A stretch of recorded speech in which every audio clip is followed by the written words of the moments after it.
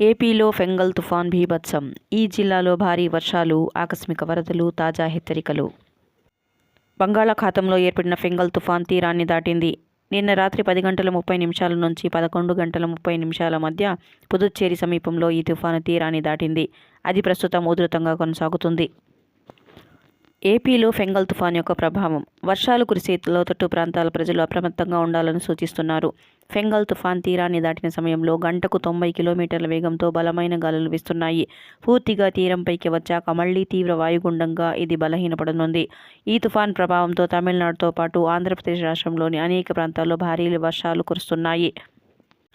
నేడు, రేపు జోరు వానలు. ముఖ్యంగా రాయలసీమ, కోస్తాంధ్ర యానంలో నేడు భారీ వర్షాలు కురిసే అవకాశం ఉందని భారత వాతావరణ శాఖ అంచనా వేసింది.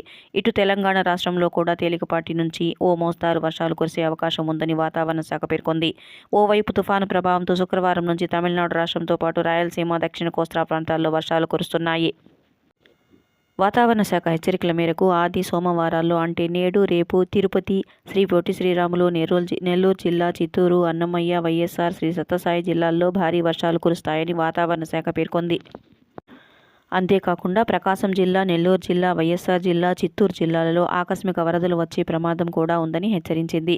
సముద్ర తీర ప్రాంతంలో ఉన్న మత్స్యకారులు సోమవారం వరకు వేటకు వెళ్లకూడదని వాతావరణ శాఖ హెచ్చరిస్తోంది. కృష్ణపట్నం పోర్టుకు 6వ నెంబర్, విశాఖపట్నం, గంగవరం, కాకినాడ, మచిలీపట్నం, నిజాంపట్నం, వాడరేవు పోర్టులకు 3వ నెంబర్ హెచ్చరికలు జారీ చేశారు. ఇదిలా ఉంటే తుఫాను ప్రభావంతో నిన్న నిరంతరాయంగా తిరుమలలో వర్షం కురిసింది. తిరుమల నుంచి శ్రీవారి పాదాలు పాప వినాశనం వెళ్లే మార్గాలను వర్షం కారణంగా మూసివేశారు.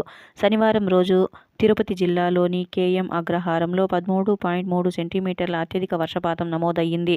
నారాయణవనం, ఏర్పేడు, కేవీపీపురం మండలాల పరిధిలో కాజ్వే పైకి నీరు చేరడంతో రాకపోకలు నిలిచిపోయాయి.